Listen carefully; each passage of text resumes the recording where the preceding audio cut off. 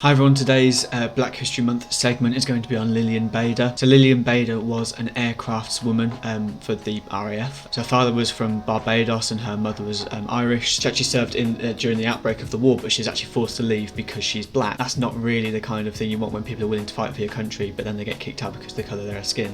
A little bit crazy. So anyway, so then she actually rejoined, as I said, in the RAF as an aircraftswoman because she passed with the first grade. She was very, very good at her job. She was promoted then to acting corporal, so yeah, very, very good at her job.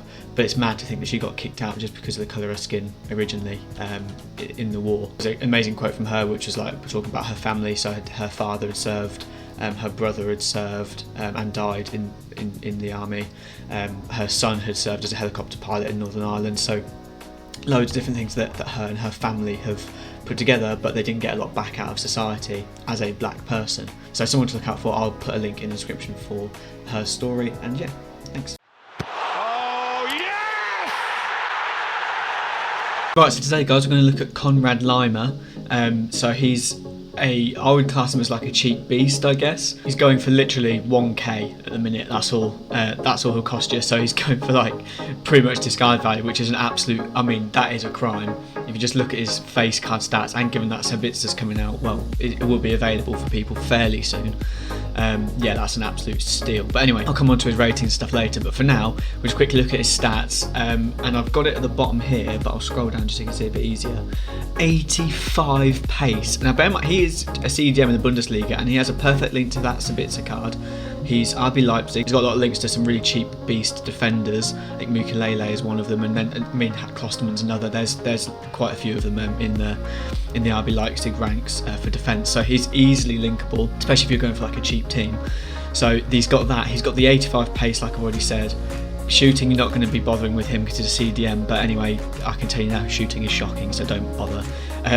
But yeah, he's a 68. Passing wise, his passing's alright, you know. His passing's alright. I mean, 77 vision, 84 short passing is probably the highlight. Well, it's definitely the highlight of all that, to be honest. But to be fair, out of all of that, I mean, 70s across the board for stats that matter there, and then 70s across the board for dribbling as well. High 70s in the most part is decent. Defensive awareness is very solid, 83. Interceptions, 84. Those are the two things you really care about when you're using a cheap beast midfielder, I guess, is the pace, the defence, and then the physical. So physical for him is very good. 85 aggression, so he almost like plays like a Kante type player. He's not got a lot of strength, 69 strength. That's not really useful for you.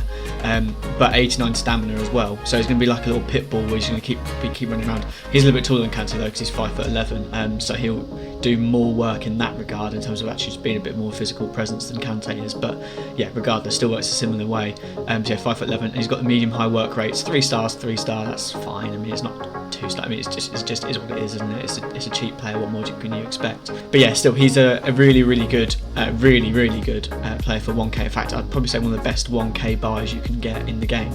Period. I don't know anyone else that's 1k that can do this much work. So I'll get into some clips with him now, and yeah, you can see what he can do. Right, so for most of these clips, you'll see they're fairly short, and that's because it's literally just me doing little tackles with him, doing little passes with him.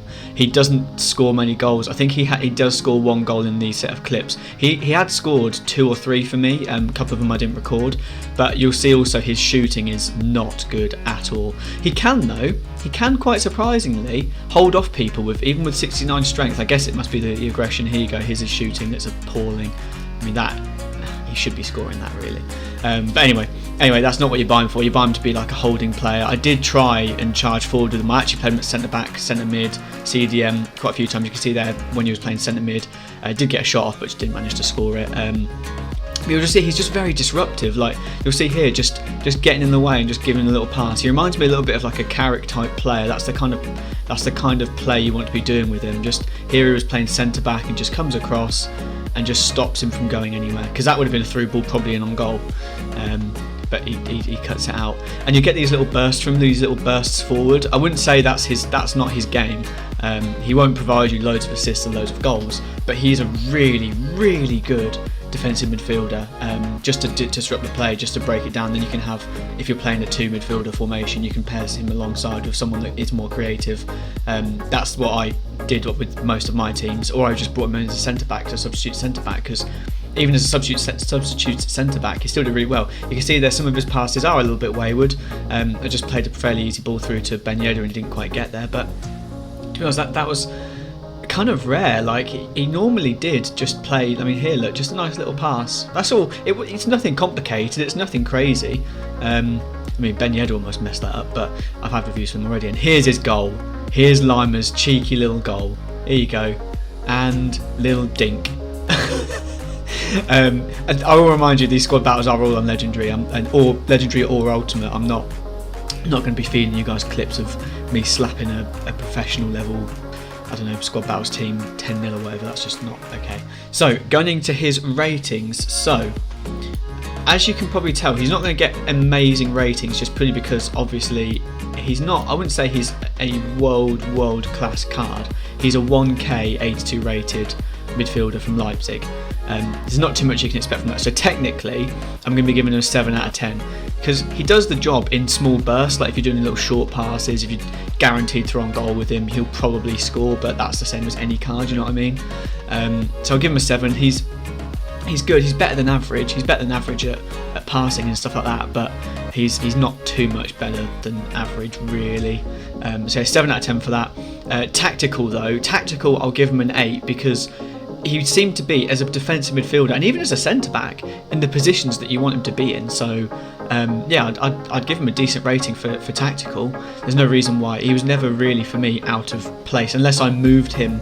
Like so for example at centre mid, if I wanted to attack with him just to see what he can do, like that's my fault, that's not his fault.